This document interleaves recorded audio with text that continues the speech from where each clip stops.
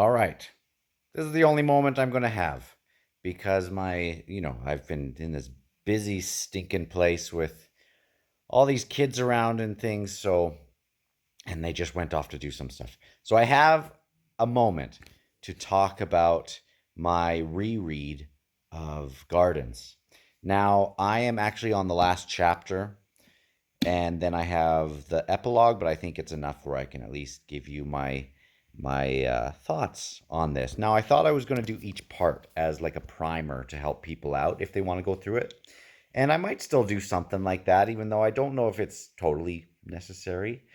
The biggest thing that was a different experience for me is you can imagine, a lot of people have the same sort of experience when they read the first book for the first time, where it's almost like they are digging up all these different artifacts and things. And Stephen Erikson, I believe, has like an archaeology background. Same with E.N.C. Asimov, I think.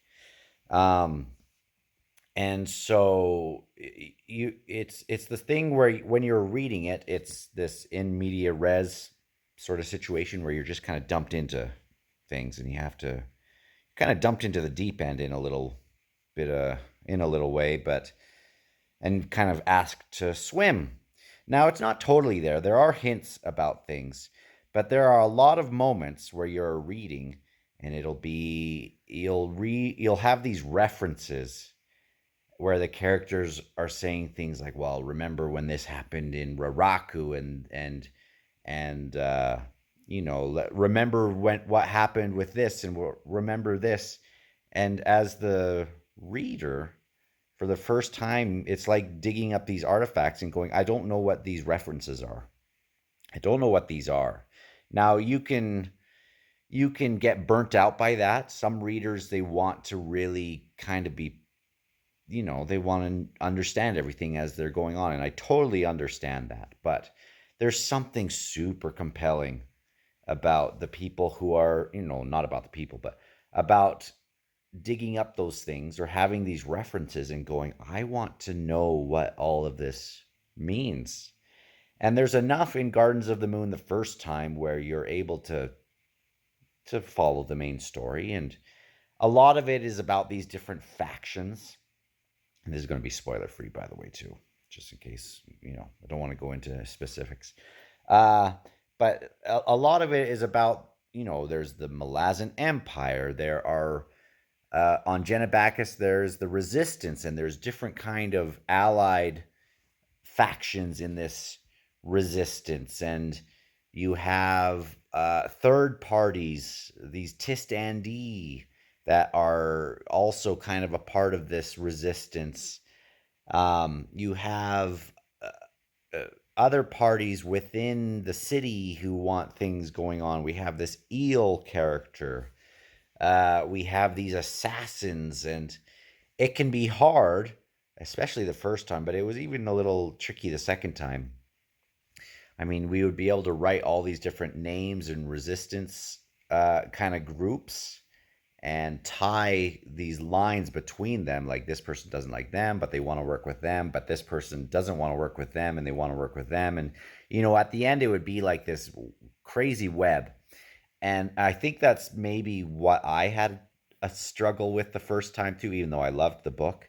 But there are hints there of what's going on, but it can be a struggle at the start with like who's who and what's going on. Now, the second time through, you dig out those same artifacts that you got the first time, but this time you're going, oh, I remember this. I know what this means, and it almost feels like the first time when you dug it out, sometimes you would think, I wish they just wouldn't have brought it up, because now I don't know if this is something important for me to know.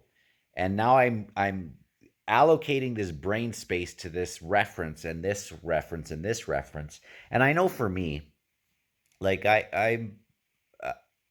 I can get into a book and really kind of dig things out of it, of like the theme and meaning that I get out of it, but I'm not necessarily super great at compartmentalizing a lot of info in these books.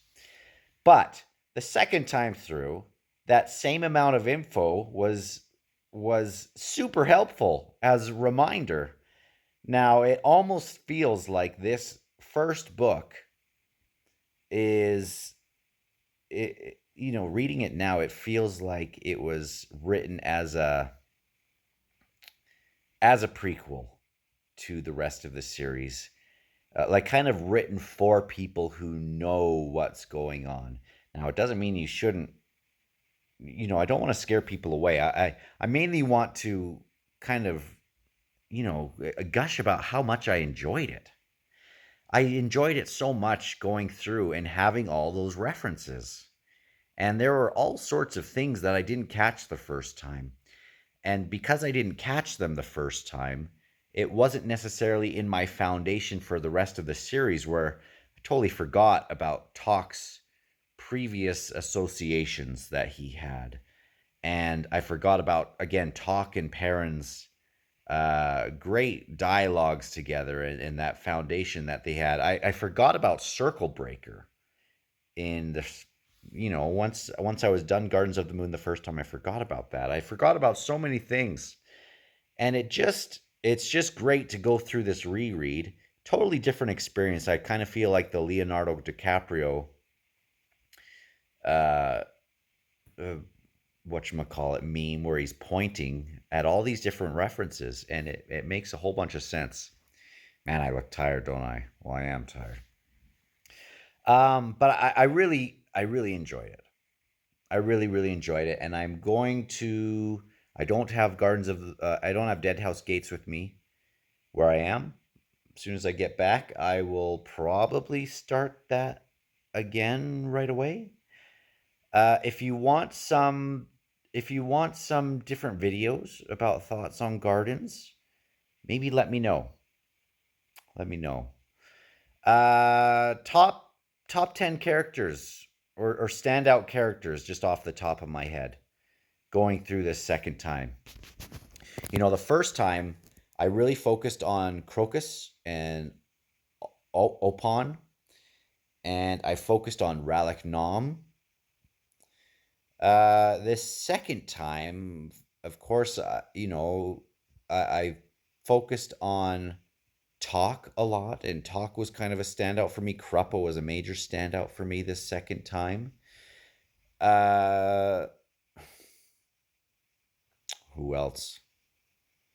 The stuff with Vorkin, not as much. Obviously, every time Rake and Baruch were around, Lorne was a standout this second time. She was a great character. Is a great character. And I suppose I should put a little spoiler tag up, because I do want to talk about some stuff. So hopefully I've remembered to put some sort of spoiler thingamabob on the video. Anyway, so I'm going to talk. I want to talk freely about things. Raced. So the first time through in the first book, I thought he was going to be our big bad guy for the whole series. And he ends up being one of my favorite characters, but he has a great ending of this book. I hope we get more Circle Breaker. Circle Breaker's on this lakefront now, has been dismissed by Kruppa. I like the letter saying, you're dismissed. Don't take it personally. Like, you are very appreciated, but you don't need your services anymore. We'll take care of you. I really, really loved the tavern stuff.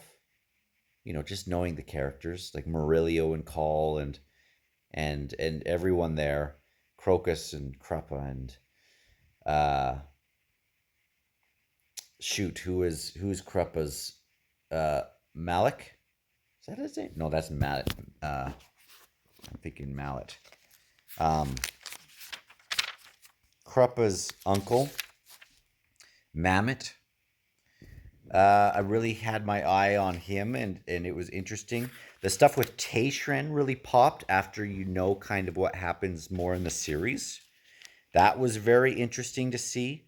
Tattersail, with how I kind of end the series with her not, I didn't like her as much by the end, so I, kind of didn't change my mind with them. The Bridge Burners, knowing who they are and you get your first kind of looks at them was great the second time. Now, Whiskey Jack, I felt had a different tone than I remembered him. He was much more coarse and or cold in this book, where in the third book it sounds like just everyone loves him, and you don't. I didn't really get that feeling from this book. I mean, they're still following him, but I didn't get the same kind of relationship feeling as I got from this first book. This book was definitely fun. The se- the first and the second time through, they like there's a lot going on. The Fete was super fun. The Fate, whatever you call that. The stuff with the Gadrobi Hills was great. Uh, I can't wait to go on. Now, let me see. Very cool to see Tavor and Felicen and Gamut for a moment. Very cool to see Calor and Brood and know who they are. They were such kind of offshoot characters for me the second time, and I just didn't give them brain space to, I didn't want to focus on them so much. Like there were like I tried my best, but I didn't still really know who we were dealing with. Corral had, totally different the second time through his stuff. And obviously Shadow Throne, um, and Amanas. Never really knew how to say that, but you know, or Shadow Throne as yeah, and Cotillion, the rope. And mention of Icarium and Mappo. I forgot that Icarium came through Darujistan and gave them fancy wheel, and it mentioned that he came 1,000 years ago, and with a jag or jagged, right? Because he's a jag. No, he's a trell. What the heck is Mappo? I don't know. He's a trell, right? And man, I can't wait to get into Deadhouse Gates. I struggled a little bit in Deadhouse Gates for the first half to kind of know who was who. And there are so many characters that because I struggled a little bit, it hindered some of the rest of my enjoyment for the series. I struggled a little bit in some of House of Chains parts because of that, and I struggled a bit in Bone Hunters, where I just didn't really know. I couldn't remember really who was who and some of the context. But I can't wait to get to Seven Cities and have like a blank slate going into it, and really enjoyed it. Really enjoyed it. If I was going to reallocate where I have these books, I would still have Gardens nearish the bottom, but man, it's still great. And on the second read, it's even better. And you can just see how he's starting to plant the seeds for the rest of the series. But the problem is, again, in your first read, unless you're like an AI able to really retain everything or really have a good grasp of, just that retention, can be tricky the first time. But the second time through, it's like totally different experience. Just enjoy it so much, and I'm going to finish. I have 40 more pages left to finish this book, but really great. Have some thoughts maybe for some specifics, but I don't get a ton of amazing theme in Gardens, but he does draw your eye even in that first book.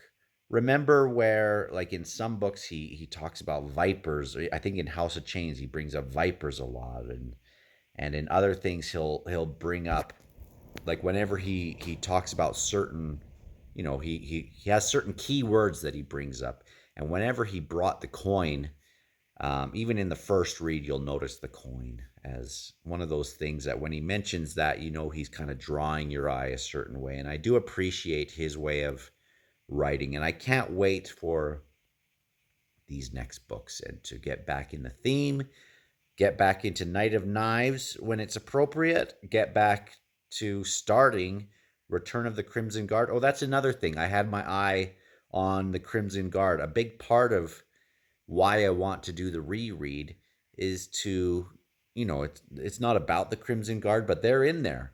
There's been a few times where you can see sort of their motivations and things, and that's going to be a big help, I think, going into learning about Skinner and iron bars and this person um that this other Crimson Guard guy who was just dueling. Holy crap! I just forgot. Dueling Crocus or no, dueling Lorne. Oh, I'm such an idiot. See, I'm such an idiot. Okay, I just had to go back. Corporal Blues and Fingers. So excited to learn about all those guys. All right, I can't be done yet because I just got to Crocus throwing the bricks, and it's just the best way this could have gone. And also reminds me just how cool the duel was at the Fete with Rallick Nom, and that also reminds me of Crocus's duel in Toll the Hounds with the guy who can't remember, starts with a G. That just goes so quickly that we go to another scene for a second. When we come back, it's already over. So just love the assassins. Love that Rallick uses this poison instead of magic. And it just makes me love Torvald again even more. Like, it just all comes together so well. Just the best series ever. So we'll have some more thoughts, I think, once I actually officially end this. I have a few pages left in this last chapter, then epilogue, and I can't remember what the epilogue is, so that's a treat. All right, another quick update. Just finishing up here. Um, love that I know who the Panian Seer is. It's maybe the coolest, like, brooding threat in all of these books to me. Like, I just think it's so great. I love the stuff in Toll the Hounds too, but the Panians, I can't wait to get to that. Like, I would love to just jump right into book 3, but not going to do that. Also, the stuff with Corlat,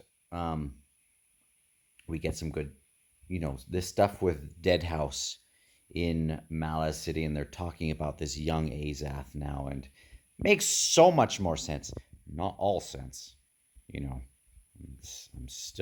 I still don't know what's going on totally, but so much more sense, and it's great. I just the series is so fun, man. I think I have just one more page of this chapter, then the epigrog. Right.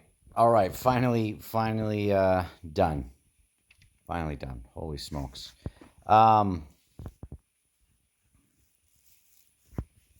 Man, I love the epigraphs or the epilogues and I like the epigraphs and the epilogues and the prologues.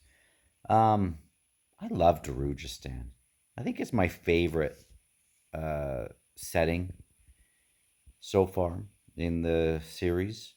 Like, just every time we get there, I just enjoy it. I think it's just such a well fleshed out city with everything that's going on. Obviously, I like moments in other places in a lot of these sieges and stuff, but just on a whole, I just like Darujistan. This last, let me just open this back up actually. This epigraph, or the epilogue, sorry, I get that backwards.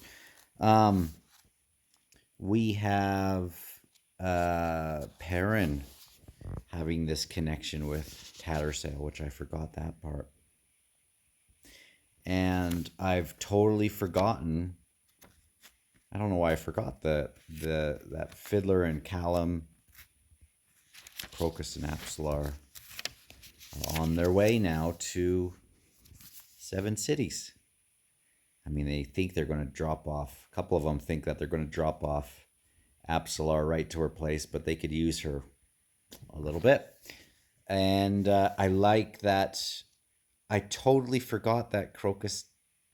I mean, I didn't forget as I was reading the series, but I just forgot that that was how this book ends, where he tosses this coin into the water. And it was a big part of my first read is focusing on the coin. So I mean, I'm glad that I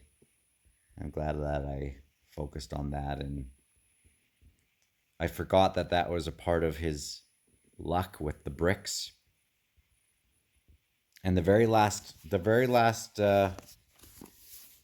paragraph totally threw me uh, a surprise. So after he tosses it in, it says, "From near the bow, Circle Breaker slowly nodded to himself." So he's taking them across, right? Do we get Circle Breaker in any of the other books? I don't think in the main series, but don't tell me for sure if it's in the other side stuff with Ian C. Esselmont or the side stuff with Steven Erikson, but I forgot that he's on the boat. The eel would be delighted with the news. Krepa's going to be happy that Crocus tossed the coin.